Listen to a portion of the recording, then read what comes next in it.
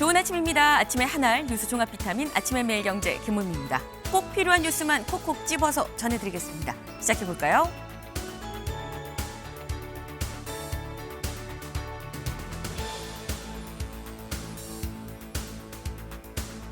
네. 오늘 속보부터 좀 전해드리고 일면을 좀 소개해드리도록 하겠습니다. 조금 전 들어온 소식입니다. 트럼프 대통령 뭐라고 얘기했느냐. 한국의 자동차 등 이 관세, 상호 관세를 우리 15%로 합의했는데 이거 25%로 올리겠다라고 조금 전에 입장을 좀 밝혔습니다. 대체 왜 올리는 거냐라고 했는데 그 이유 국회가 무역 합의를 이 무역 합의에 대해서 승인을 안 해서 우리가 인상을 한다. 그러니까 입법이 제대로 안 돼서 우리가 인상을 한다라고 얘기를 했습니다. 이건 대체 어떻게 되는 건지 잠시 뒤에 이걸 좀 짚어보도록 해보겠습니다. 그럼 1번 이 일면 같이 들어가 볼까요? 매일경제입니다. 사진 기사입니다. 여기 보면 1000 1000이라고 되어 있죠.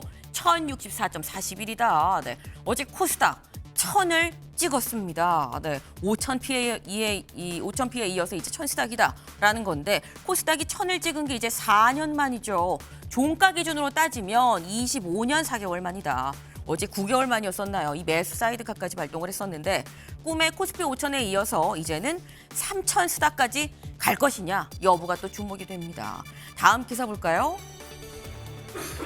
한겨레입니다. 아파트값 초양극화, 상하위 20% 14.5배의 격차다라는 소식입니다. 여기 그래프를 좀 같이 보겠습니다. 전국 아파트 매매 가격의 5분위 배율을 좀 그래프로 지금 나타낸 겁니다. 이게 대체 뭐냐? 그러니까 쉽게 얘기해서 상위 20%의 아파트 가격의 평균과 하위 20% 아파트 가격의 평균이 몇 배가 되나라는 걸 본 거예요. 그런데 2018년에 8배였었다라는 거죠. 그런데 쭉 살짝 내려가는 것 같다가 다시 올라가서 2025년 작년까지 해서 기준으로 14.5까지 갔다라는 겁니다. 그러니까 쉽게 얘기해서 상위 20% 집 한 채 팔면 하위 20% 집을 14채를 사고도 돈이 남는 상황이다라고 볼 수 있는 거겠죠. 엄청난 양극화입니다.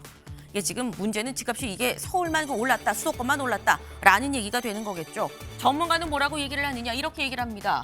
결국 근본적으로는 균형 발전이 해결책이다라고 얘기를 하는데 모두 아는 해법입니다만 알면서도 못하는 해법이기도 하죠. 이 해법 현실화하는 게 중요해 보입니다. 다음 기사 볼까요? 국민일보입니다. 탈원전소 실용 뉴턴, 신규 원전 2기 짓겠다라고 어제 김성환 기후에너지부 장관이 직접 브리핑을 통해서 발표를 했습니다. 사실 윤석열 정부 때 짓겠다라고 얘기를 했죠. 그런데 그 뒤에 정권이 바뀌었습니다. 바뀌어서 이거 계속 가는 거야. 문재인 정부 때 탈원전이었었는데 라는 얘기가 있었는데 이거 신규 원전 2기 짓겠다라는 거죠. 여기 볼까요? AI발 전력 기근 전망에 결국 현실론을 택했다. 실용을 택했다라는 거죠. 그리고 관련해서 추가 신규 원전의 건설 가능성도 더 있을 수도 있다. 요 가능성도 같이 지금 시사를 했다라는 소식입니다. 네. 이 신규 추가 원전의 건설까지 좀 이어질 수 있을지도 관심이네요. 다음 볼까요? 동아일보입니다. 콜비, 힘의 균형엔 유능한 동맹 필요. 한국의 중국 견제를 동참하기를 요구를 하고 나섰다라는 겁니다. 지금 사진에 보이는 바로 이 사람 누구냐? 미 국방부 정책차관입니다. 엘브리지 콜비 정책차관 지금 방한한 상태인 건데 이 방한에서 한 얘기가 힘의 균형엔 지금 이 유능한 동맹이 필요하다. 얘기인즉슨 한국 이 너희 동맹이잖아. 우리랑 같이 가자. 중국 견제하는데 힘을 보태야지라고 얘기를 한 거 아니겠느냐라는 겁니다. 언제까지 눈치 없는 척 원산만 보고 있을 수 있겠느냐. 결국은 언젠가 이 압박이 계속되면 결단의 순간이 오는 거 아니겠느냐라는 우려가 좀 드네요. 다음 기사 볼까요?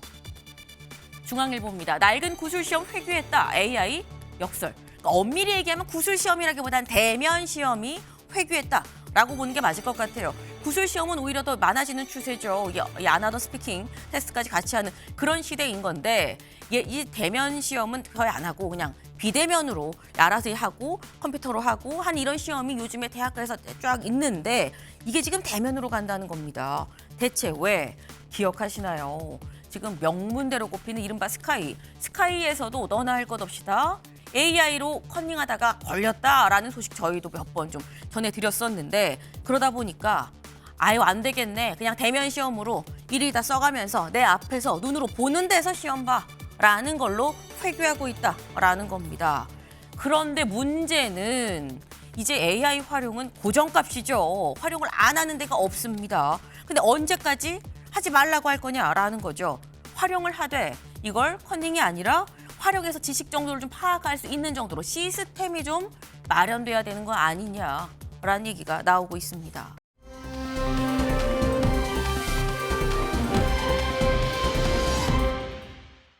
온통 하얀 세상입니다. 여기가 어디야 싶죠. 지금 산처럼 쌓인 눈을 치우고 있는 바로 여기.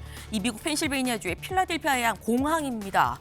전혀 공항으로 안 보이죠. 온통 지금 눈이 쌓여서 그야말로 겨울왕국인데 문제는 이게 아름답고 예쁜 겨울왕국이 아니라 초살인적인 겨울왕국이다. 이 지금 미국이 엄청 지금 폭설이 심하다고 하죠. 최소 11명은 숨졌다라는 보도가 지금 나오고 있습니다. 항공편도 다 지금 취소가 되고요. 천연가스 값이 급등을 하고 이게 10여 명이 아니라 20여 명으로도 늘었네요. 그러니까 상당히 지금 이 인명 피해까지 있을 만큼 초강력 이 폭설이 이어지고 있다라는 겁니다. 오죽하면 사진 하나 더 볼까요? 여기 어딘지 아시겠습니까? 힌트는 이거죠. 잘 보이진 않습니다만 힌트는 이 뒤에. 네. 이거 보면 그래 여기 뉴욕이지 맞습니다. 타임스퀘어예요. 뉴욕 타임스퀘어 이 번화한 한복판에서 지금 스키를 타는 정도까지 이르렀다라는 겁니다. 엄청 춥고 엄청 덥고 엄청 눈 많이 오고 엄청 비도 많이 오고 인간이 하도 함부로 써서 자연이 화난 게 아닌가라는 생각이 좀 드네요. 아침엔 매일경제 뉴스 종합 비타민 언제나처럼 TV로 좀 크게 보시다가요. 궁금한 점 유튜브 댓글로 남겨주시면 같이 좀 얘기를 해보겠습니다.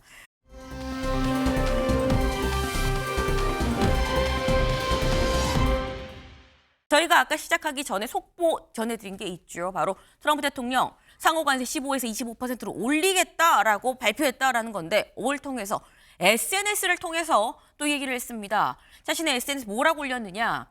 한국의 입법부가 무역협정을 제정하지 않았으므로 저는 이에 따라 자동차, 목재, 의약품 및 기타 모든 상호주의 관세에 대해서 상호관세를 얘기하는 거죠. 한국에 부과하는 관세를 15에서 25%로 인상합니다.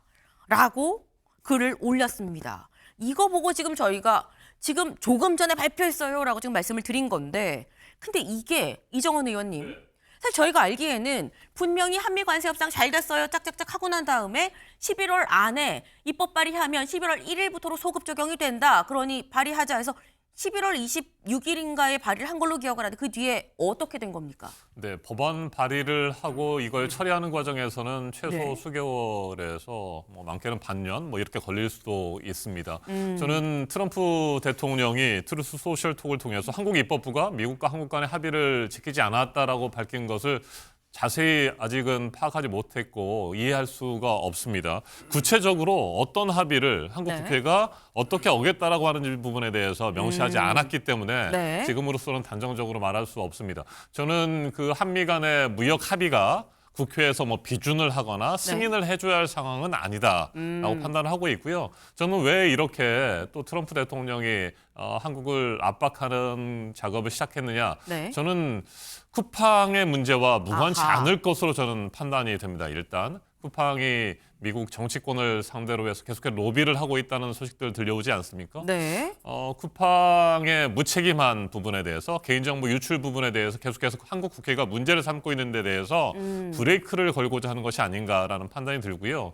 어제 우리 경찰이 발표한 거에 따르면 한국 고객들의 개인정보 유출 건수가 3천만 건 아니라 3천만 건이다라고 하지 않았습니까? 그쵸. 쿠팡은 자체 조사에서 3천 건 정도로 은폐하고 축소하려고 하는 그런 의도들을 보이고 있고 네. 10,000배 이상의 차이가 납니다. 이런 상황에서 한국 국회와 한국 정부는 철저하게 진상을 파악하고 책임 규명을 하고 책임을 지워야 되지 않겠습니까? 이 부분에 대해서 한국 국회에 대한 한국 정부에 대한 트럼프 대통령의 반감이 상당히 작용한 것이 아닌가 저는 그런 분석을 해봅니다. 네. 일단 개인적인 이 추론에 의하면 이거는 네. 단순히 이게 정말 상호 관세가 문제가 아니라 이게 입법이 되고 안 되고의 문제가 아니라 다른 게 있어서 지금 이걸 꼬투리 잡는 거 아니겠냐. 그리고 이건 아마도 쿠팡, 플랫폼법 등등 이런 게 지금 결국 트럼프 대통령이 생각을 갖고 있는 이 요주의 인물을 좀 보고 있는 그런 부분 아니겠느냐라고 말씀하셨는데 김대식 의원님 어떻게 보십니까? 저는 우리 이정환 의원님 말씀에 일부는 동의를 하고 일부는 네. 동의를 못합니다. 왜 그러냐면은 이게 네. 도대체 우리나라 외교의 저는 참패라고 생각을 합니다. 도대체 우리 외교 라인은 누구하고 지금 소통하고 있는지 저는 참 답답하기 짝이 없습니다. 제가 지난번 방송에서도 그랬어요. 이것은 외교 문제는 충분하게 500조 이상이 들어가는 한미 협상이기 때문에 사인이 필요하다. 그런데 뭐라고 했습니까? 강유정 대변인이 청와대에서 뭐라고 했습니까? 이거는 합의가 잘 돼 있기 때문에 사인이 필요 없는 사안이다. 이렇게 했지 않습니까? 그래서 제가 국회에서 조현 외교부 장관에게 이렇게 질문을 했어요. 이게 정말 잘 된 거냐? 합의가 필요하지 않는 거냐? 그래서 잘 진행되고 있다. 분명히 이야기했어요. 우리 외교라인은 누구하고 지금 소통하고 있는지 저는 답답하기 짝이 없다 이겁니다. 자, 지금 현재 민주당에게 저는 좀 묻고 싶은 겁니다. 국회 비준이 필요 없다? 저는 헌법 60조에 과대한 그러니까 500조가 넘는 이러한 이 한미 협상에 대해서 필요한 돈은 네. 국회에서 협의를 하게 돼 있고 인준을 하게 돼 있습니다. 그런데 지난번에 대통령실에서 2025년 11월 5일 날 뭐라고 이야기했습니까? 국회 비준 대상이 아니다라고 이야기했고 방금 우리 이정환 의원님께서도 지금 국회가 그렇게 굳이 비준을 해야 될 필요성은 없다라고 이야기했는데 이거 한국 기업들에게 이게 관세 독배를 마시게 하는 결과를 초래했다. 저는 이렇게 해서 너무 협상이 좋아서 굳이 무슨 합의 모임 필요 없다고 이야기해놓고 지금에 와서 이렇게 이 속보를 이렇게 뜰 정도로 이렇게 되면은 우리 기업들이 어떻게 됩니까? 지금 달러는 올라가고 지금 그 국제 정세는 어렵게 됐고 트럼프 대통령은 한국에 부과하는 관세를 15%에서 20%로 인상하자 하고 지금 0%에서 15% 가는 것도 지금 우리가 답답한데 여기서 또 25%로 회귀를 한다. 이것은 우리 외교 라인에 정말 참패고 이거 정확한 파악을 해서 이 대처를 해야지 이렇게 하지 않으면은 굉장한 우리 기업들이 앞으로 대미 협상에서 어려움을 닥칠 것이다. 이런 부분에 대해서 정말 우리 외교 라인 정신 똑바로 차리기를 바랍니다. 네, 지금 외교의 참패다. 이건 외교적인 문제다. 제대로 안 해서 그런 거 아니겠느냐라고 말씀하셨는데 말씀하시는 중에 사실 조금 전 또 어떤 소식이 들어와 있냐면 지금 현재 캐나다에 가 있는 김정관 산업통상부 장관이 지금 이 소식, 이 속보를 듣고 난 다음에 바로 또 미국으로 캐나다, 미국 바로 또 연결돼 있죠. 캐나다에서 미국으로 바로 출발할 예정이다라는 청와대의 입장이 나왔습니다. 그래서 청와대에서도 지금 상당히 이 사안 중요하게 보고 있다라고 봐야 될 것 같아요. 조금 전 저희도 이 속보로 이 밑에 나가긴 했습니다만 지금 정책 이 협의도 이 지금 현재 청와대에서 따로 또 별도로 회의를 긴급히 열겠다, 이 회의를 하겠다라고 얘기를 하고 있기 때문에 청와대도 사실 이게 예측을 못했었던 사안이 아닌가라는 생각이 드는데 지금 이 진짜 뜻이 뭔지는 알 수 없죠. 근데 일단 트럼프 대통령은 뭐라고 얘기했느냐? 이게 한국의 입법부가 협정을 제정하지 않아서라고 얘기를 하고 있어요. 입법부, 국회를 얘기하는 거죠. 국회에서 법을 이 협정을 제정하지 않아서 통과를 시키지 않아서라고 얘기를 하는데 혹시 기억하시나요? 한미 관세 협상이 타결이 됐을 때 그때 김영범 정책실장 이렇게 얘기했거든요. 잠깐 들어보고 오시죠. 이 MOU를 이행하기 위하여 법이 제정돼야 되고 그 법이 국회에 가서 통과돼야 된다는 그런 조항도 있습니다. 그 법이 국회에 제출되는 시점에 속하는 달, 그 달의 첫날로 소급해서 관세를 이제 인하하기로 그렇게 이제 양국 간에 이야기가 됐기 때문에. 네, 김영범 실장이 한 얘기가 이게 지금 일단 입법 발의를 하면 법안 처리를 떠나서 일단 발의한 그 달로 쳐서 11월에 이 입법 발의를 하면 11월 1일부터로 소급 적용해서 요거를 지금 15%로 적용하기로 했다라고 얘기를 했었는데 근데 이걸 보면 이정원 의원님 어떤 생각이 드냐면 우리는 일단 입법 발의를 하고 그 뒤에 이 처리 과정은 시간을 두고 어쨌거나 우리의 이 페이스에 맞춰서 좀 통과를 하면 된다라고 생각을 했는데 미국은 빨리 입법하고 빨리 이 통과를 시켜서 처리를 해라. 이 발의해서 처리를 해라라는 거였는데 우리가 약간 오류가 있었나 양쪽의 커뮤니케이션에 이런 생각도 들긴 들어요. 네, 구체적으로 어떤 합의를 문제 삼고 있는지는 정말 잘 살펴서 우리가 네. 차분하고 냉철하게 대응할 필요가 있다고 보여집니다. MOU 법 제정에 대해서도 잠깐 얘기가 나왔습니다만 필요한 법 제정은 해야 됩니다. 이건 한국 국회가 뭐 놀고 있는 것이 아니고 최선을 다해서 그 수순에 따라서 진행을 하고 있는 상황인데 트럼프 대통령의 안하무인식이고 즉흥적인 대응이 또다시 오늘과 같은 그런 발표로 이어지지 않았나 저는 판단을 하고 있습니다. 김대식 의원님께서 외교의 참패다라고 말씀하신 것은 지나치게 성급하게 규정하신 것이고 저는 받아들일 수가 없습니다. 저는 우리의 국회가 우리의 법 절차에 따라서 진행하고 있는 것을 지나치게 관여하려고 하고 있고 자기 마음대로 끌고 가려고 하는 것이다라는 말씀이 있고 쿠팡의 영향도 있을 것이고요. 망 이용료를 비롯한 플랫폼 기업들의 네. 구글이라든지 뭐 애플 또 넷플릭스 등 이런 거와 관련된 다양한 지금 문제점들을 저희 한국 국회에서 지적하고 있는데 네. 이 부분에 대해서 반감을 가지고 또 이런 식으로 대응하는 것이 아닌가. 과거에도 비관세 장벽 부분에 대해서 문제 삼은 것들이 꽤 많이 있거든요. 그쵸. 이런 부분들을 뭉뚱그려서 다시 한번 압박하기 위한 수단으로 한미 무역협정을 꺼낸 것이 아닌가 저는 그렇게 판단되고 있고요. 어쨌거나 정확한 사실을 확인할 필요가 있기 때문에 확인하고 차분하게 대응해야 된다 저는 생각합니다.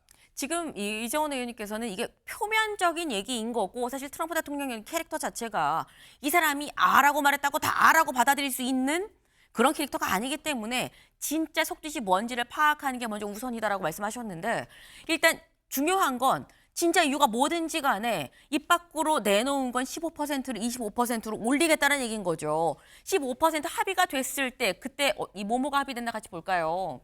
그때 얘기가 됐었던 게 자동차 및 자동차 부품, 네, 그때 합의가 된 겁니다. 그때 25% 물릴 거예요라고 했습니다만 15%로 인하를 했었죠. 그리고 상호 관세도 25%를 처음에 얘기를 했었습니다만 합의가 된 건 결국 15%였었어요. 그리고 더불어서 다른 것들, 뭐 원목, 제재목, 목제품, 항공기 부품 이런 건 아예 상호 관세 철폐하고 완전 면제하기로 했었고 이런 부분이 분명히 있었는데 지금 사실 그때도 김대식 의원님 자동차 경우에는 한미 FTA로 0%였었는데 그렇습니다. 이게 15%가 됐다라고 해서 한국 자동차가 좀 타격이 있다라는 게 있었거든요. 근데 여기서도 25%가 되면 이건 좀 심각할 수 있겠다 생각이 들어요. 지금 이렇게 되면은 우리가 이제 현대자동차나 기아자동차가 네. 굉장한 타격이 있습니다. 0%에서 15% 올라간 것도 지금 굉장히 부담이었는데 이게 우리가 가장 경제 상대이 일본 도요타거든요. 도요타보다 훨씬 이게 높게 되기 때문에 도요타는 실질적으로 그동안에 해왔던 그 관세에서 그렇게 큰 변화가 없었어요. 우리는 0%에서 15% 됐잖아요. 자, 우리 김용범 실장님께서도 지난번에도 이렇게 법안이 국회에 제출되는 그 시점에 속하는 달에 이제 해서 소급해서 미국에 네. 관세를 인하하기로 했다고 양국으로 했다고 발표를 했잖아요. 네. 그런데 국회 비준이 또 11월 5일 날 대통령실에서는 필요 없다고 했잖아요. 저는 민주당도 어느 정도 이게 책임이 있다고 생각을 합니다. 왜 그러냐면 이거는 먹고 사는 문제고 나라의 운명이 달려있는 커다란 문제인데 이러한 법을 사실상 필요하면 빨리빨리 해줘야죠. 집권당으로서. 그런데 오히려 무엇은 겁니까? 정쟁 법안 그리고 꼭 굳이 이렇게 시간을 다투지 않는 법안을 일방적으로 통과시키는 이러한 형태로 가기 때문에 이러한 문제들도 저는 일부 민주당에서 책임을 져야 된다. 이렇게 지금 판단하고 있는 겁니다. 이정원 의원님 짧게. 네. 민생 법안을 비롯해서 정말 필요한 법안들 굉장히 많습니다. 그런데 다양한 개혁 법안들과 관련해서 필리버스터로 시간을 끌었던 것들이 저는 국민의힘 아니겠습니까? 국민의힘이 마치 자기들은 전혀 상관이 없는 것처럼 민주당의 책임을 묻는 것 자체가 저는 어불성설이다라는 말씀을 드리고요. 이 부분에 대해서는 뭐 정쟁이라든지 이런 차원으로 흘러갈 것이 아니라 차분하게 대응하고 도대체 속뜻이 무엇인지 무엇이 문제인지 이걸 파악하고 대응하는 것이 필요하다 이렇게 말씀드리겠습니다. 네. 지금 두 분이 여기가 더 잘못, 여기가 더 잘못이라고 말씀하시는데 시청자의 입장에서를 생각을 해본다면 물론 두 분이 나와 계시긴 합니다만 아마도 만약에 또 여당을 또 지지하는 분들은 아유 국민의힘이 필리버스터해서라고 얘기할 수 있고 또 이 국민의힘을 지지하는 분들은 아니 여당이 제대로 이 키를 잡고 끌었어야지 다른 거 뭐 과반 의석으로 했잖아라고 얘기할 수도 있어요. 중요한 건 아까 말씀 중에 나왔죠. 이건 정쟁의 문제가 아닙니다. 이거는 빨리 수습하고 해결해야 될 문제다라는 말씀을 드려요. 다음으로 넘어가 봅니다.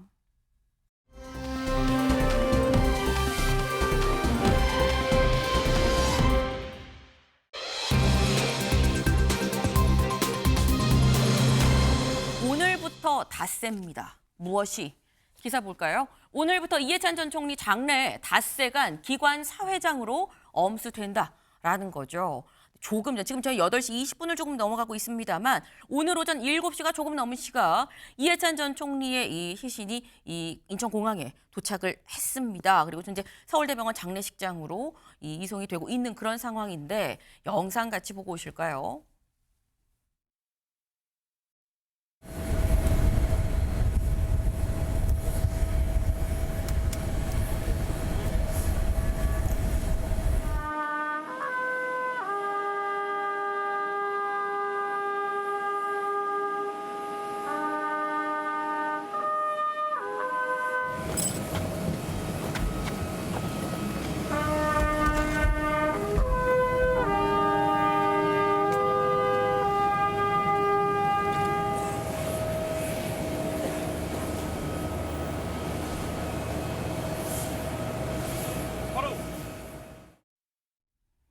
네, 조금 전 인천공항에서의 지금 모습입니다. 지금 현재 이해찬 전 총리의 시신은 지금 서울대병원 장례식장으로 지금 이동을 하고 있는 상황인 건데 여기 좀 같이 볼까요? 지금 5일간 기관 사회장으로 치러진다고 말씀을 드렸죠. 지금 관련해서 이 민주평통과 민주당이 공동으로 주관을 하고요. 상임 장례위원장은 김민석 총리입니다. 그리고 공동 장례위원장이 백낙정 서울대 교수 그리고 정청래 민주당 대표가 같이 공동 장례위원장을 하게 된다라는 거예요. 그러니까 쉽게 얘기해서 상주를 민주당이 지금 하고 있는 셈이다라고 봐야 될 것 같은데 네, 지금 이 행안부 장례위원회 구성을 좀 곧 발표를 할 걸로 지금 보입니다. 관련해서 오늘부터 이제 닷새죠. 오늘부터 닷새 동안 이해찬 전 총리의 기관 사회장 이게 그때는 지금 약간 정쟁이 상존을 하고 있는 상황인 거죠. 이 상황에서도 여야 없이 또 빈소에 누가 오느냐에 따라서 어떻게 보면 통합의 장이 또 될 수도 있겠다라는 생각도 좀 살짝 드네요.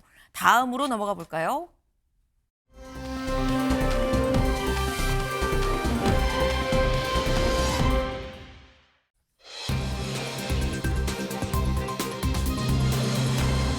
제명 예고 물음표가 붙었습니다. 기사 보시죠. 국민의힘 윤리위 친한계 김종혁 탈당 권유 처분. 이게 무슨 얘기냐? 윤리위가 어제 오후에 김종혁 전 최고, 그러니까 이 해당 행위를 했다, 발언으로 해당 행위를 했다라고 지금 윤리위로 넘어간 김종혁 전 최고위원에 대해서 윤리위 결정문을 공개를 했습니다. 같이 볼까요? 뭐라고 했느냐? 피조사인의 중대한 당헌 당규 윤리규칙 위반을 인정합니다. 피조사인 이게 김종혁 전 최고위원을 얘기를 하는 거겠죠.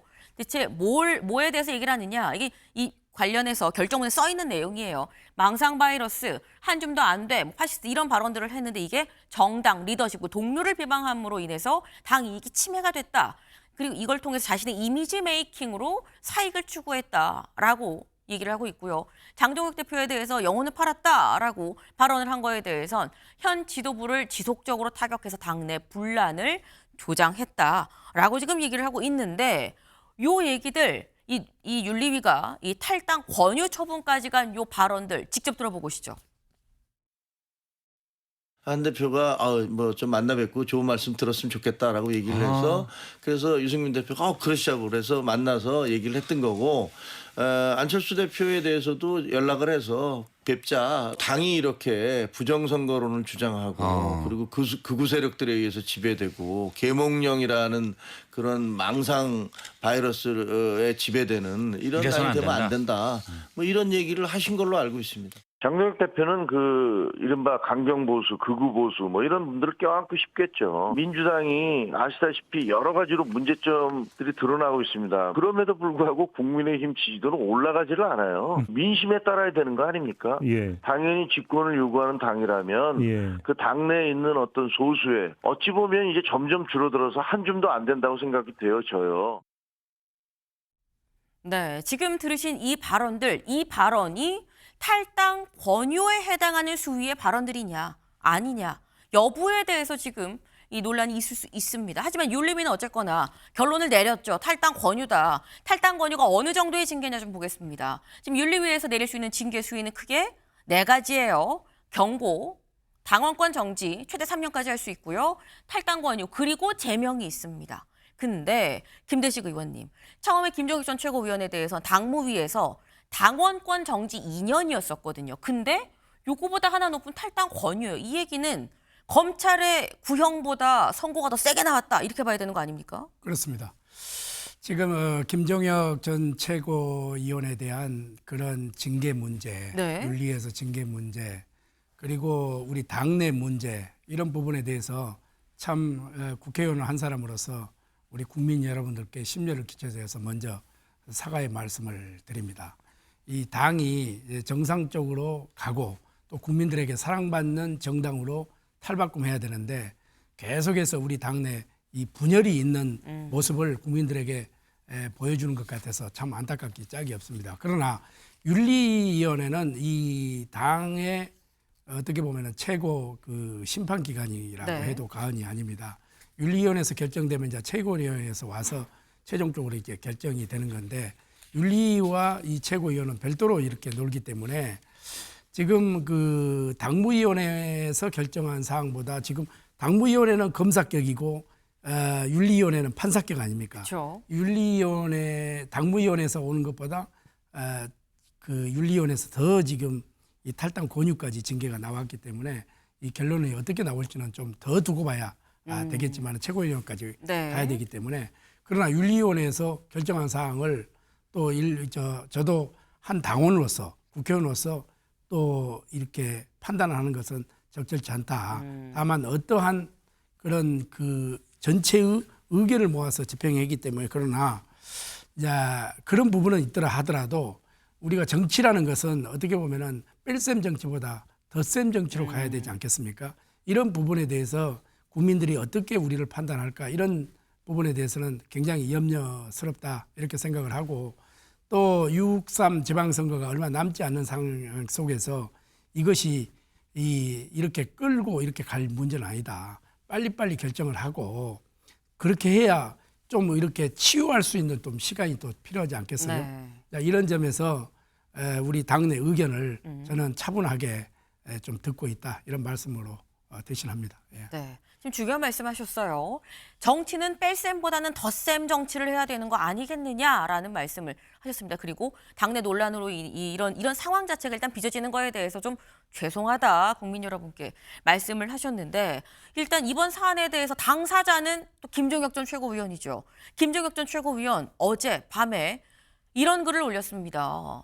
국민의힘 윤리위가 나한테 오늘 탈당 권유를 통보했다. 당무감사위가 얘기한 것보다 더 징계 수위를 높였는데, 탈당을 내가 만약에 안 하면, 권유했는데도 안 하면 열흘 뒤에 그냥 제명을 하겠단다. 근데 놀랍지도 않다라고 얘기를 하면서, 윤리위는 이 징계가 선례가 돼서 정당 내의 개별 억제뿐만 아니라 일반 억제가 다 되길 기대한다고 명시적으로 썼다.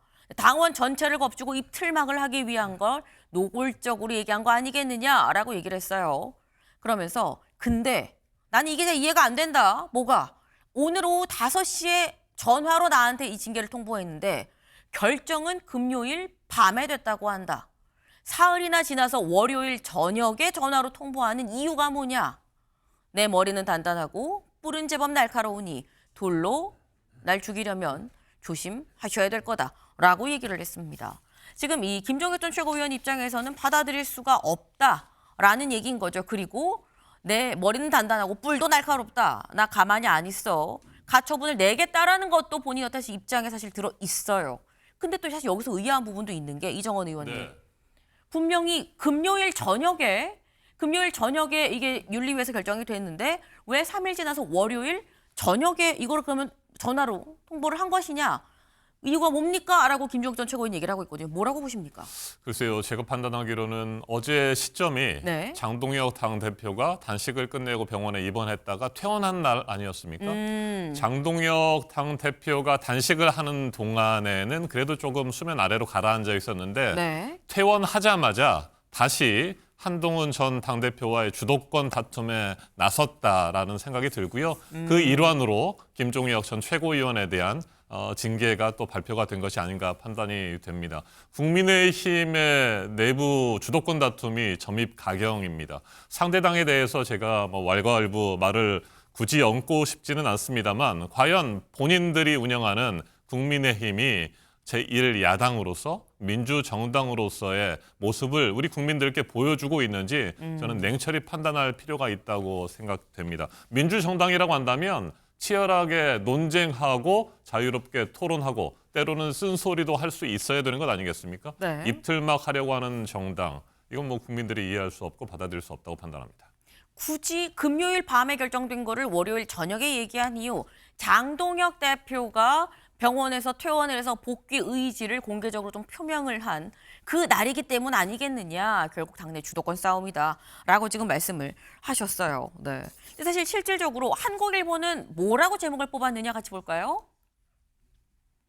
야, 친한계 김종혁 탈당 권유. 이것은 곧 한 제명 직진 시그널 아니겠느냐. 대표적인 친한계죠. 김종혁 전 최고위원. 그러니까 김종혁 전 최고위원에 대해서 당무위보다 수위를 높여서 탈당 권유를 결정을 했다라는 건 결국 이미 가장 징계 수위로 높은 제명 처분을 받은 한동훈 전 대표에 대해서 최고위가 제명하려고 우리 너 제명할 거야 라는 직진 시그널 아니겠느냐라는 거예요. 김대식 의원님. 그거는 이제 미리서 앞서가는 거고요. 네. 아직까지 윤리위에서 결정이 남아 있고 또 최고위에서 또 결정을 해야 되지 않겠습니까? 장동혁 대표도 실질적으로 그 단식을 하면서 많은 분들에게 또 얘기를 들었고 지금 고심을 하고 있지 않겠습니까? 네. 병원에서 어제 이제 퇴원을 했는데 저는 그렇게 생각합니다. 민주국가에서 조금 전에 우리 존경하는 이정원 의원님도 말씀하셨다시피 다양한 목소리가 나오는 게 정상적입니다. 사실은 그렇지 않겠어요? 그리고 옛날에 나라님도 없을 때는 욕도 하고 이런 거 아니겠어요? 그러나 충분하게 저는 그런 논란 네. 그리고 그런 불만 이런 것은 얼마든지 있을 수 있다고 생각을 해요. 다만 이제 대표 가족이 연계가 됐기 때문에 저는 아쉬움이 호미노 박을 것 지금 가래로 맞고 있는 이런 형국인데 우리 한동훈 대표도 그래요. 지도자의 역할을 한다고 하면은 그때 그 상황에서 어떻게 됐든 간에 가족이 연루됐고 이런 부분에 대해서는 좀 송구스럽게 생각하고 우리 당원들 국민들에게 실망을 시켜주려서 좀 유감스럽다 이런 표명도 좀 하고 그리고 모든 분들이 걱정을 하고 목숨을 걸어놓고 어떻게 보면은 단식을 하고 있는 입장에서 미래의 지도자의 길로 걸려고 한다고 하면은 장동혁 대표 좀 한번 와가지고 위로도 하고 건강을 위해서 좀 단식을 네. 풀어라. 손잡고 함께 가겠다. 뭐 이 정도로는 해야 좀 역할이 우리가 서로가 그러지 않겠어요? 싸울 때는 강도가 들어와서 이 강도를 먼저 잡아놓고 네. 형제들끼리 또 싸우는 거지. 강도가 들어왔는데도 강도는 뭐 내팽개치고 형제들끼리 계속 이렇게 싸워서 되겠어요? 그러니까 이런 점에서 저는 굉장히 아쉬움이 있다 이렇게 생각을 해서 우리 장동혁 대표도 여러 상황 속에서 지금 귀를 기울이고 청취를 했기 때문에 좀 뭔가 고심을 하고 있다 이렇게 보고 있습니다. 예. 강도가 들어오면 일단 힘 합쳐 싸워야지 무슨 말이냐라고 말씀하셨는데 졸지에 강도가 이정원 의원님 짧게 말씀해 보시죠. 네, 가족을 동원해서 당 게시판에 비판의 글을 올린 한동훈 전 대표나 또 쓴소리를 한다고 해서 전 당대표를 무리하게 내쫓으려고 하는 장동혁 당대표나 뭐 독인 개긴, 도찐 개찐이라고 저는 생각을 합니다. 저는 정말 자유민주주의를 지켜내려고 하는 보수 정당으로서 민주 정당으로서 국민의힘이 좀 바른 모습을 좀 보여줄 필요가 있겠다. 정말 무엇을 위해서 정치를 하는지에 대해서 국민들께 보여드리고 설득하는 작업들이 필요한데 저는 장동혁 당대표의 단식도 이해할 수 없는 부분이 있습니다. 몸도 많이 상하셨을 텐데 몸을 추스리기를 바라는 마음입니다만 과연 누구를 위한 무엇을 위한 단식이었는가? 결국에는 자신의 당내 정치적 입지를 강화하기 위한 것밖에 아니었다. 저는 이렇게 판단하고 있고요. 단식을 통해서 뭐 쌍특검법을 뭐 공조하겠다라고 하는 개혁신당과의 그것도 다 사라지지 않았습니까? 무엇을 위한 것인지 저는 지금도 이해할 수가 없습니다. 네. 지금 내가 볼 땐 양쪽 다 잘못했어라고 이제 옆집 강도에 지금 비유된 민주당에서 또 그렇게 얘기를 지금 하고 있어요. 근데 지금 저희가 김종혁 전 최고위원 얘기를 하다가 지금 장동혁 대표 얘기까지 지금 사실 왔죠. 장동혁 대표가 마침 퇴원한 날 탈당 권유 이 처분까지 같이 내려진 거 아니겠느냐라고 해서 여기까지 왔는데 사실 어제 국민의힘에선 장동혁 대표의 이 퇴원과 관련해서 이런 공지가 나왔습니다. 같이 볼까요? 공지 같이 보시죠. 네, 국민의힘의 공지입니다. 장동혁 대표가 오늘 점심 무렵에 의료진 판단에 따라 퇴원을 했다. 사실 퇴원하면 안 됩니다라고 얘기를 했는데 재활 및 회복 환경 등 종합적으로 고려해서 좀 퇴원을 결정을 했습니다라고 얘기를 했어요. 그러면서 이제 웬만한 건 좀 통원 치료로 하고요. 그리고 이 조속히 건강을 회복하고 당무 일단 복귀하겠다. 복귀의 의지가 상당하다라는 얘기가 있었고 복귀 시점은 아직 미정입니다. 여러 가지 좀 고려해서 결정을 할 계획이에요. 라고 얘기를 했습니다. 사실 사람들이 장동혁 대표가 퇴원했는지 여부를 궁금해하는 이유는 1번은 건강 괜찮았겠죠. 당연히. 하지만 또 두 번째는 그럼 장 대표가 최고위 언제 여는 거야? 장 대표가 이 참석한 최고위가 언제 열리는 거지? 이 한동훈 전 대표에 대한 이 제명안 언제 처리하는 거야? 라는 거죠. 관련해서 박성훈 대변인 어제 질문에 이렇게 답했습니다. 들어보시죠. 목요일 최고위 복귀 여부는 향후 장동혁 대표의 건강 상태와 그리고 본인의 복귀 의지가 종합적으로 고려된 결과로 판단할 수 있을 것 같습니다. 저희가 중요한 것은 지금 대여 투쟁의 강도를 높여나가는 것, 그리고 보수 진영의 결속을 강화하는 것, 이 부분이 가장 중요할 것이라고 생각을 하고요. 한동훈 전 대표의 제명권을 포함해서 이러한 부분들은 종합적으로 그 차원에서 논의가 이루어질 수 있으리라고 생각을 합니다. 한번 기다려 보시죠.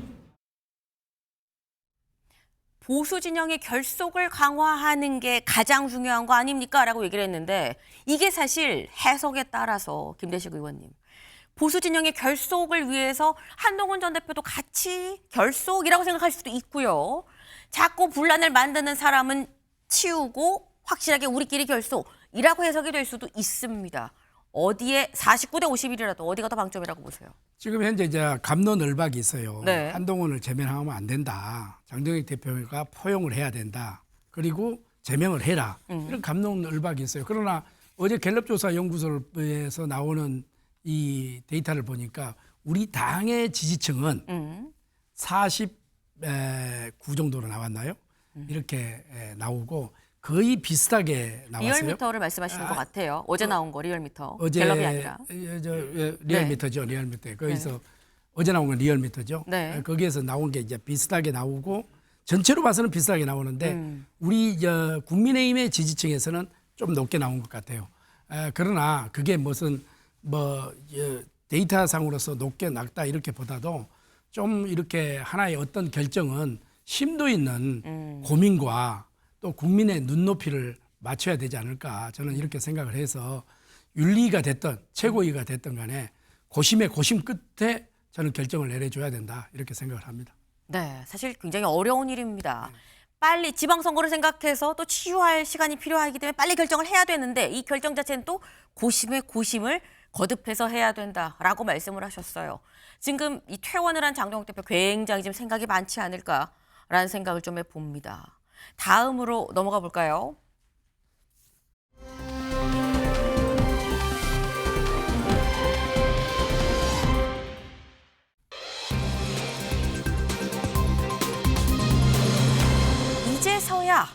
이제서야 뭘 어쨌길래 키워드가 이제서야냐는 거죠. 보겠습니다. 1억 공천원금 의혹 김경 서울시 의원 어제 사퇴했습니다. 네, 김경 서울시 의원 입장문을 내놨어요. 입장문에 뭐라고 써 있었냐. 공직자로서 지켜야 할 도덕적 책무를 다하지 못한 점에 대해 무거운 책임을 통감합니다. 저희의 불찰이며 어떤 변명도 하지 않겠습니다. 라고 얘기하면서 모든 책임을 지고 물러납니다. 진실을 밝히는데 성실히 임하겠습니다. 시민 여러분께 머리 숙여 사죄 드립니다. 라고 얘기를 했습니다. 근데 이게 서영주 대변인님. 네. 김경 시의원 사실 이 시의원을 내려놓으려면 진직에 좀 내려놨어야 되는 거 아니야? 좀 타이밍이 왜 이제? 왜 지금? 뭐 이런 얘기가 나와요. 뚜렷한 증거나 어떤 주의 어떤 조사가 완벽해지면 그때서야 내려놓더라고요. 그게 대다수의 경찰 수사를 받는 피의자들의 어떤 습관 같아요.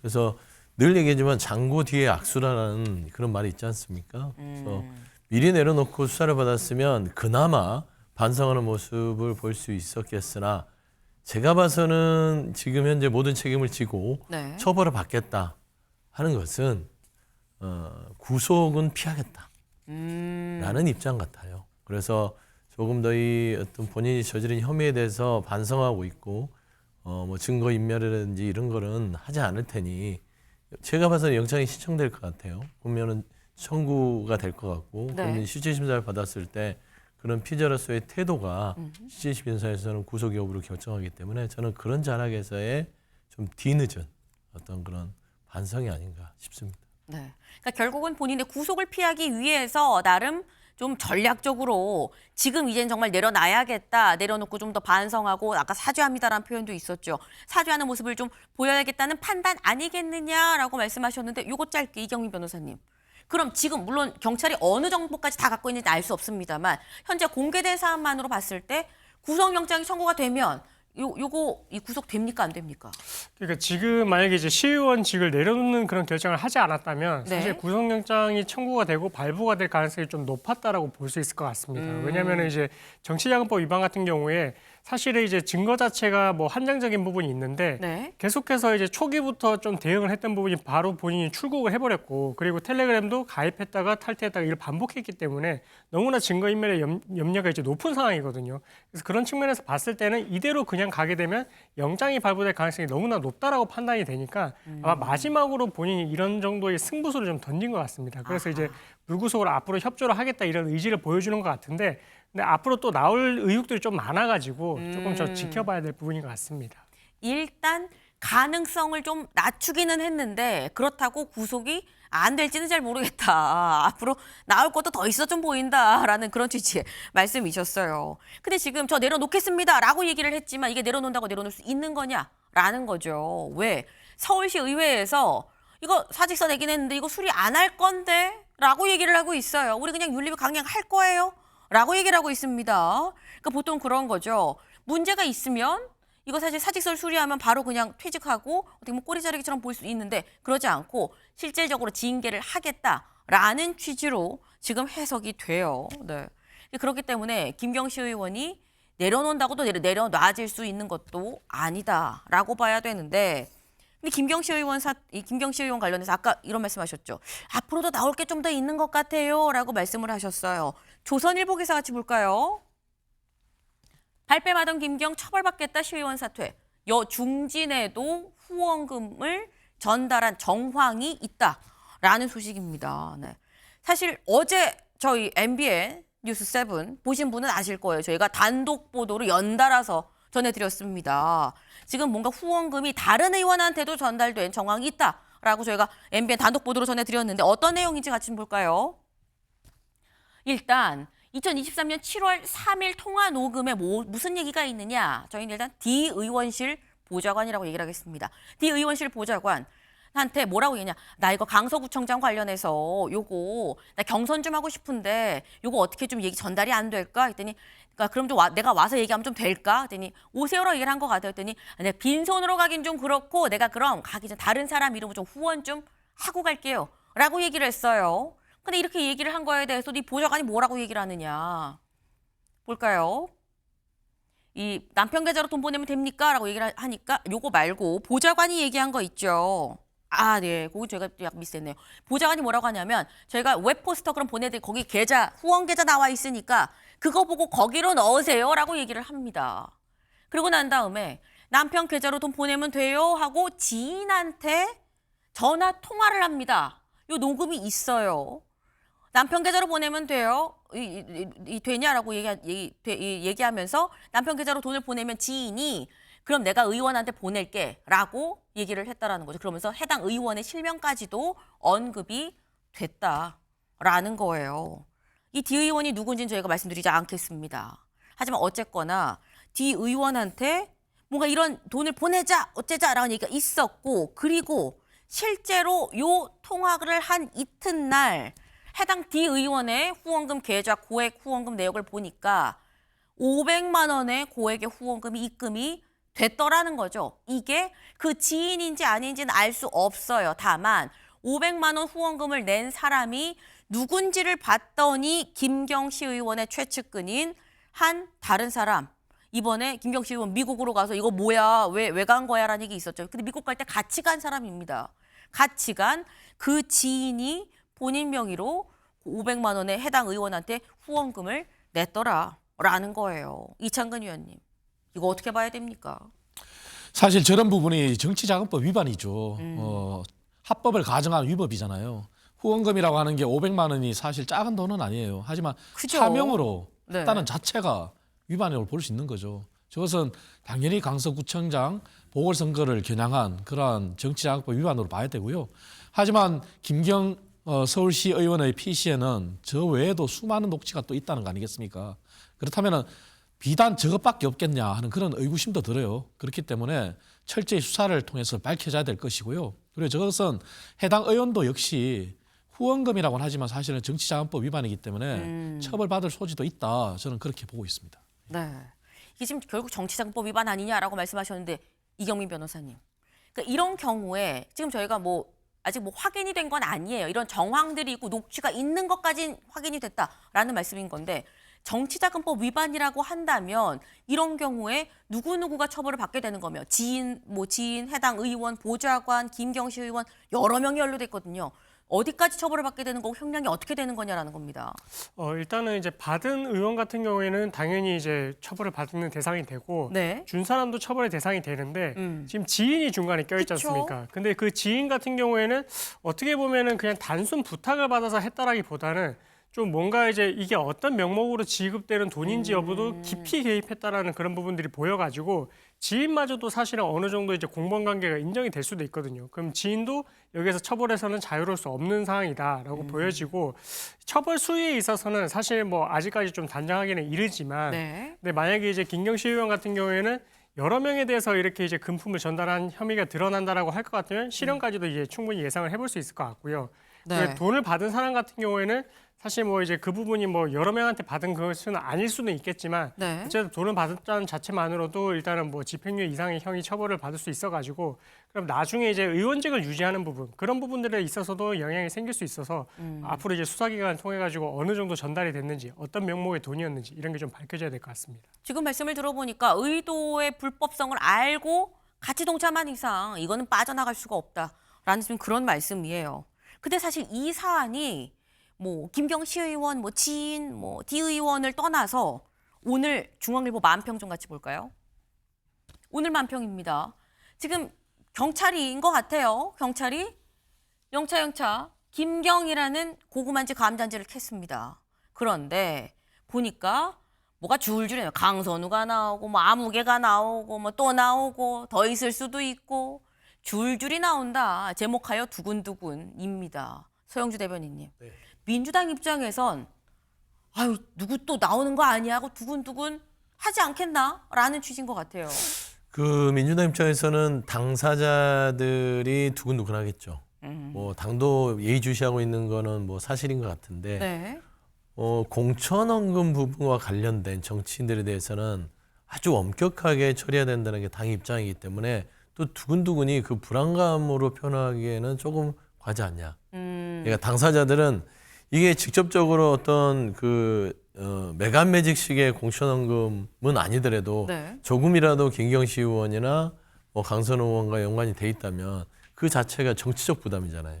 그래서 저는 이런 부분에서 굉장히 김경시 의원과 좀 친분이 있었던 의원들은 조금 굉장히 고약스러운 상황이 됐다. 이름만 거론돼도 네. 있는 거 아니야 이렇게 되거든요. 사실 그 정치 후원금 자체를 받을 때 보좌관선에서 끝나고 나서 넘어갔을 수도 있고 그 이름 자체가 김경시 의원이 아니더라도 그 부분에 대해서는 나름대로 인지를 못한 상황도 있을 수 있을 거는 같아요. 네. 그럼에도 불구하고 이런 잘못된 불법 자금이라든지 정치적인 관행들을 묵인해준 의원이 있다면 이 자체는 정치적 책임을 과하게 져야죠. 네. 저희 오늘 키워드가 이제서야라는 거였었죠. 그런데 오늘 국민일보 만평은 이 그림입니다. 보면 지금 앞에 볼까요? 앞에 김경실 의원이에요. 지금 책임을 통감하고 의원직을 사퇴합니다라고 얘기를 하고 있죠. 근데 이 뒤에 누가 있느냐. 1억을 받은 강선호 의원이 의자를 이고 지고 있는데 지금 어떻게 된 거야? 라는 거예요. 소영주 대변인님. 네. 짧게 여쭤봅니다. 지금 김경실 의원 이제서야였었거든요. 강선우 의원은 의원직 사퇴 해야 되는 거 아니야? 라는 취지가 만평에 담겨 있는 것 같아요. 국민들의 어떤 상식선에서 봤을 때는 김경시 의원도 그 의원직을 내려놨는데 시의원이 국회의원이면 더 큰 책임이 있는 자리인데 왜 그대로 자리를 쥐고 있지?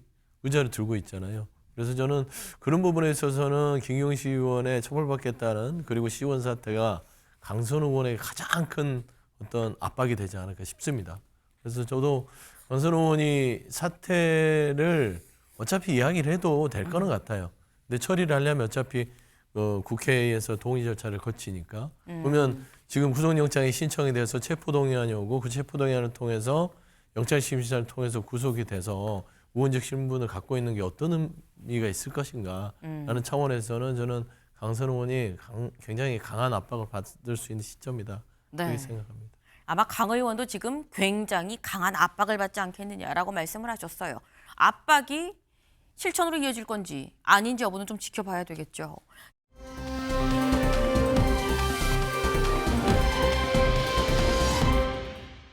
먼저 첫 번째, 김용 전 부원장이죠.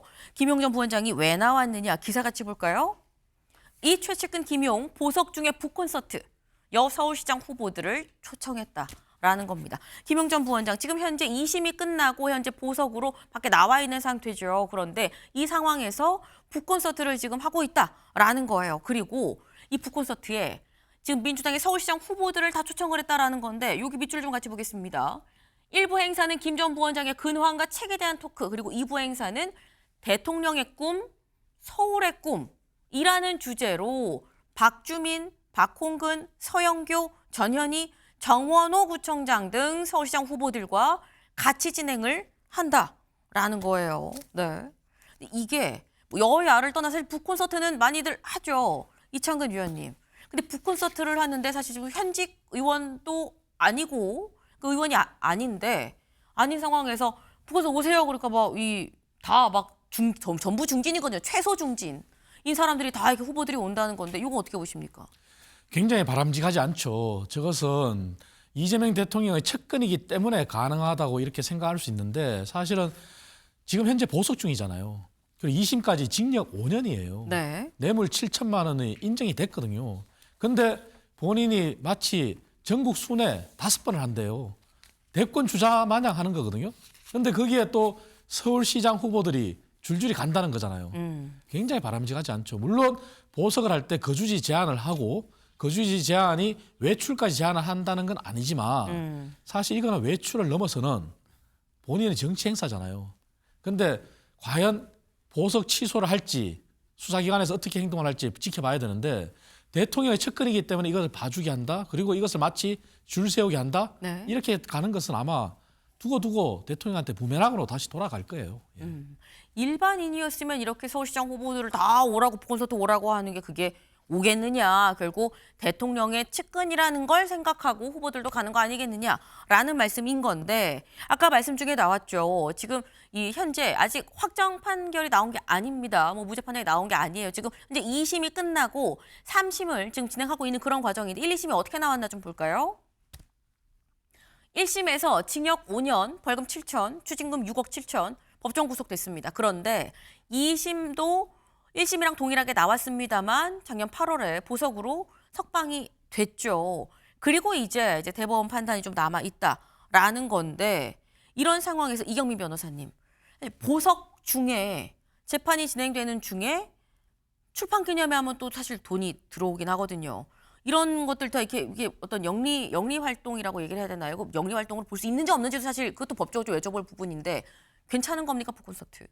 이게 이제 보석을 했을 때 그 조건 자체가 네. 이제 5천만 원 보증금과 함께 주거지 제한. 그러니까 본인의 집에서 이제 계속해서 이제 어쨌든 주거지가 이제 일정하고, 그다음에 뭐 해외여행을 가거나 했을 때는 신고를 하고, 그다음에 이제 뭐 출석을 요한했을 때, 소환을 요청을 했을 때 거기에 응할 것. 이게 세 가지가 크게 조건이었는데, 네. 북콘서트를 한다는 것은 사실은 이제 주거지 제한이 법원에서 말을 하기로는 뭐 외출까지 제한을 하는 의미는 아닙니다. 아니고, 그러면 이제 어느 부분이 걸릴 수가 있냐면 증거인멸의 우려. 그러니까 이제 그때 당시에 이제 보석 조건을 내걸 때에도 증거를 인멸을 하지 아니할 것을 이제 요청을 했거든요. 그 말인즉슨 지금 북콘서트에서 이제 나오는 그런 인물들하고 마주치는 걸 봤을 때 네. 어쨌든 본인이 이제 뭐 정치적인 뭐 앞으로의 생각이 있는지는 모르겠지만 정치와 관련된, 그래서 이제 특히나 지금 문제가 되는 것들이 정치자금법 위반이고, 사실은 이제 큰 틀에서 보면은 이제 관련자들하고 이제 말을 맞출 가능성도 배제를 할 수가 없는 것 같거든요.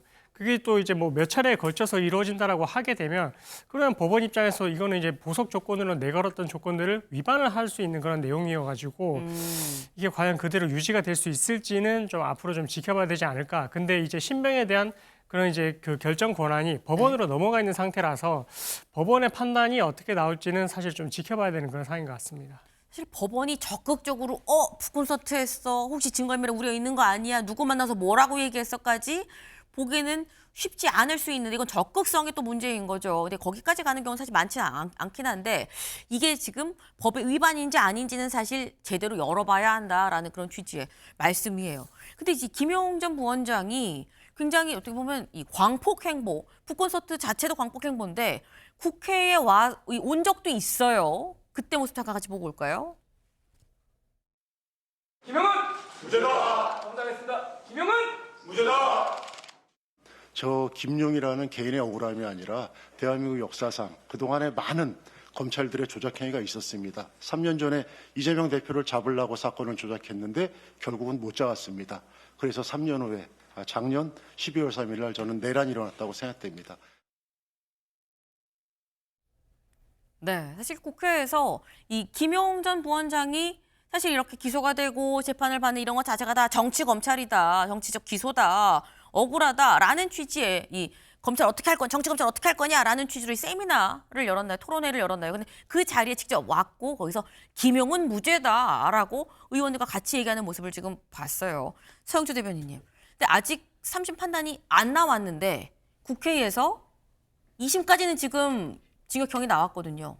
김용은 무죄다, 무죄다 이렇게 한 거는 사법부에서 약간 부담이 되진 않을까요? 그러니까 이제 그 무죄라고 주장하는 것들이 최근에 드러난 중앙지검의 그 조작, 진술, 뭐 이런 심리적 압박에 따른 또 진술, 이런 증언들이 쏟아져 나왔기 때문에 김용은 무죄다라고 얘기하는 거예요. 그래서 사실 검찰 TF를 만들어서 민주당에서 지난 윤석열 정부에서 이재명 당시 대표 측근들을 수사로 엮어내고 대장동 사건들의 몸체 자체가 사실상 지난 뭐 고위 검찰들 위주로 50억 클럽이라고 우리가 지칭했던 사람들은 수사가 되지 않고 야당 대표 측근들의 수사가 집중됐던 부분들인데, 뭐 유동규도 그렇지만 남욱 뭐 이런 분들이 진술을 완전히 바꿨습니다.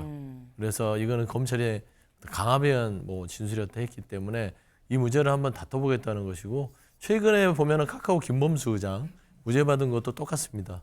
그 진술 주가 조작에 대한 진술했던 증언 자체에 대해서 검찰의 심리적 압박 때문에 진술이었다는 부분들이 확인되면서 무죄가 나왔기 때문에 아마 그런 부분을 다퉈보기 위한 그런 주제가 아닌가 싶습니다. 네, 이창근 의원님. 사실 이 부분은 김용 전 부원장의 사건은 불법 선거 자금 6억 원 그게 인정이 된 겁니다. 그리고 대장동 사업 편의를 봐준 대가로 7천만 원 받은 점입니다. 그렇다면 100번 양보해서 대장동 항소 포기 사건을 다시 들여다본다면 당시의 판결문에도 이재명 대통령의 개입 여부에 대해서 판단을 하지 않았잖아요.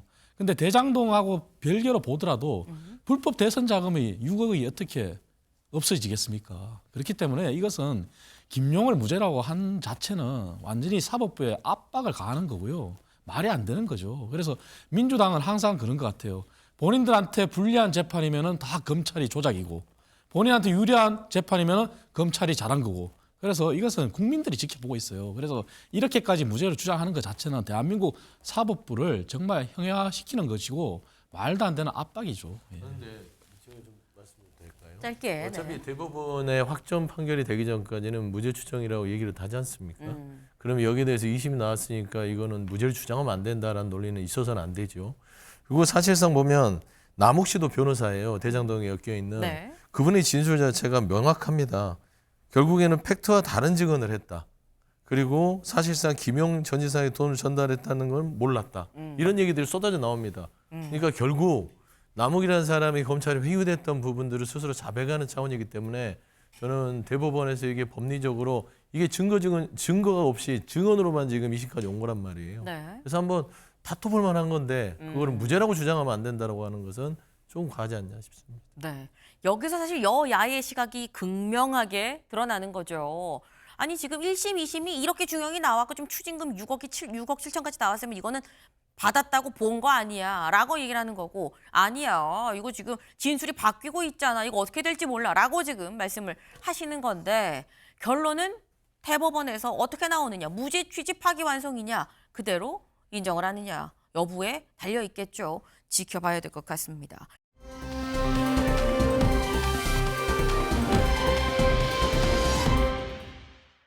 두 번째 인물입니다. 두 번째 차은우 씨죠. 아유 그래 안 그래도 요즘에 차은우 씨 얘기 많더라 라고 생각하실 것 같아요. 차은우 씨 뭐 때문에 시끄러웠었냐 보시죠. 탈세 추징금이 200억이다. 번 게 200억이어도 놀랄 노짜인데 추징금이 200억이에요. 이거 탈세도 글로벌 수준인데 라는 얘기까지 나옵니다. 대체 왜 글로벌 수준이라는 얘기가 나오느냐 같이 볼까요? 지금 저희가 이 해외 유명인들 탈세 관련해서 이슈가 된 걸 보면 중국 판빙빙 기억하시나요? 판빙빙 배우 추징이 1,440억이 나와서 저기서 와 얼마를 버는데 1,440억을 추징해 그랬었죠.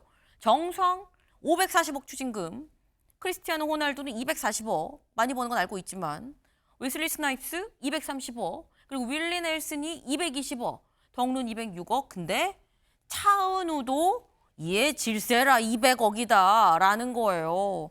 근데 그렇게 생각을 하면 이게 이창근 위원님 얼마를 벌면 200억이 세금이야 라는 생각이 들거든요.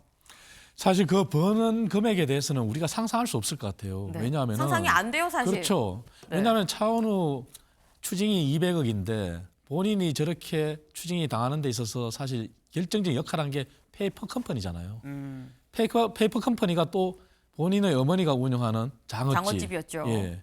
그러니까 이게 드러난 거예요. 그렇다면은 저것만 있을까 하는 그런 생각이 또 들어요. 왜냐하면은 그 페이퍼 컴퍼니라는 거는 사실 한두 개가 아닐 수도 있거든요. 그렇기 때문에 정말 상상이 안 될 수도 있어요. 네. 지금 이게 페이퍼 컴퍼니가 하나가 아닐 수도 있어라는 의혹입니다. 의혹을 지금 제기를 하셨어요. 근데 이게 암만 돈을 얼마나 많이 버는지는 알 수 없습니다만 막 재벌 부자라고 해도 현금은 사실 없을 수도 있죠. 200억을 지금 당장 내놓으라고 하는데 이경미 변호사님 200억 이거 내는 건 사실 쉽지 않을 것 같긴 하거든요. 만약에 못 내면 어떻게 되는 겁니까? 뭐 못 내면은 사실 이제 그에 따라서 강제 집행을 하려고 할 강제 것이고, 집행. 예, 본인의 재산에 대해서 또 이제 그렇게 이제 진행이 될 텐데, 사실 아직까지는 이제 과세전 적부 심사라고 해가지고 아직 뭐 다시 한번 판단을 받고는 있는 상황이긴 하거든요. 예, 판단을 받고 있는 상황이긴 한데, 어쨌든 저 200억이라는 게 전부 다 탈세를 했다는 건 아니고 탈세 금액이 한 100억 정도 되면 가산금이 이제 100억 정도 붙었다라고 보시면 됩니다. 가산금이라는 게 잘못한, 그러니까 본인이 이제 의도적으로 이런 세금을 내지 않고 했었던 부분에 대해서 법적으로 이제 뭐 처벌을 가는 그런 의미의 그런 괘씸죄에 해당하는 항목인 거죠. 예, 그렇습니다. 그렇게 생각하시면 되고, 그래서 200억 정도 됐다라고 할 것 같으면은 그러면 사실 벌어들인 수익은 뭐 500억 이상이 될 거다 이렇게 추정을 해볼 수는 있을 것 같거든요. 그래서 그만큼 어떻게 보면 우리나라에서 과연 앞으로도 나올 수 있을까, 전무후무한 그런 기록이지 않을까 그렇게 생각이 되는 부분입니다. 네, 지금 영상으로 보고 계십니다만 차은우 씨 군에 입대를 했죠. 머리 빡빡 깎고 들어갔는데 깎아도 잘생겼다라는 생각이 드네요. 네, 들긴 드는데 어쨌거나 이 차은우 씨가 저희가 그동안 사실 논란이 되고 난 다음에도 바로 뭐 다루진 않았었는데 다룬 이유가 어제 군 복무 중인 차은우 씨가 입장을 내놨습니다. 뭐라고 얘기했느냐? 일각에서 그런 얘기가 있었어요. 이거 지금 탈세 이것 때문에 이거 피하려고 도망간 거 아니야 군대로 얘기를 하는 얘기가 있었는데 여기에 대해서 이번 논란을 피하기 위한 의도적인 선택이 아니다라고 얘기했어요. 지난해 7월 입대를 했죠. 7월에 입대한 건 더는 미룰 수 없어서 세무조사 절차가 마무리 짓지 못한 상태로 어쩔 수 없이 입대를 한 겁니다. 다만 저희 부족함에서 비롯된 오해이기 때문에 책임을 깊이 통감합니다. 라고 얘기를 했어요. 네. 지금 7월에 입대해서 지금 육군 군악대로 지금 임무를 하고 있는데 앞으로 진행되는 것 관련해서 성실하게 잘 조사를 받고 책임을 다하겠다라고 얘기를 했는데 입대 지금 딱 보시는 게 지금 군복을 입은 그런 모습인 거죠. 입대할 때 모습 잠깐 같이 볼까요? 지금 군복 무중인 모습. 네. 한 두세 살 이후로 가장 짧은 것 같은데 어색해. 느낌 좋아. 몸도 마음도 단단해져서 또 만납시다. 그러면 난 여기서 인사할게요. 안녕. 잘 갔다 올게. 제가 진행자로서 이 자리에 서게 될 거라고는 배우 차은우라고 합니다. 네, 들어갈 땐 빡빡 깎고 들어갔는데 중간에 잠깐 또 에이펙 사회를 볼 때도 머리가 그새 좀 자라긴 자랐어요. 근데 어쨌거나 논란이 되고 나니까 그때 다 알면서 아무렇지 않게 뭐 사회 봤던 거야 뭐 이런 얘기 알면서 군대 피하려고 도망간 거 아니야 라는 얘기가 나온다는 거죠. 근데 이번에 막 200억이 추징된 게 역대급이죠. 그야말로. 근데 여기에 대해서 전 국세청 조사관이 이렇게 얘기를 합니다. 잠깐 들어보시죠. 현직에 있을 때도 조사 사국은 굉장히 무서운 곳이었어요. 탈루 혐의가 명백하다고 판단이 되면 가차없이 움직입니다. 이런 사국이 200억 원을 때렸다는 건 과세 논리에 자신 있다는 거겠죠. 여러분들이 조사관이라고 생각해 보세요. 수백억 원의 매출을 올리는 연예기획사가 강화도 장어집에 주소를 두고 있다. 물적 설비도 없고 인적 설비인 매니저 등도 없고 오직 장어 굽는 냄새만 나는 장어집에서 업종과 장소의 괴리가 굉장히 크다. 설명이 귀에 쏙쏙 들어와요. 장어 냄새만 나는 장어집에서 무슨 매니지먼트를 하겠냐라고 지금 얘기를 하고 있는데 이게 이경민 변호사님 사실 이 조사 사국은 저승사자라고 표현이 되기도 하지 않습니까? 맞습니다. 이제 재계 저승사자라고 해가지고 비정기적으로 이제 움직이게 됩니다. 그만큼 이제 어느 정도의 탈루 의혹이 포착이 됐을 때 그때 이제 착수를 하게 된다라고 보시면 되고 그래서 이 차은우 씨가 이제 어쨌든 이런 부분들이 이제 어떻게 보면 감춰지지 않는 부분들이 너무나 많다 보니까 결국 이제 본래는 이제 기획사를 이제 하기를 하다가 이제 드러나게 된 거거든요. 그렇기 때문에 이런 부분들이 앞으로도 조금 더 드러나게 될 것 같습니다. 네. 지금 결국 얘기는 뭔가 빼박 증거가 있으니까 건드린 거 아니겠느냐라는 지금 얘기가 나오고 있다는 거죠. 이 사안이 어떻게 될지 좀 지켜봐야 될 것 같습니다. 저희가 준비한 소식 오늘 여기까지입니다. 오늘도 좋은 하루 보내세요.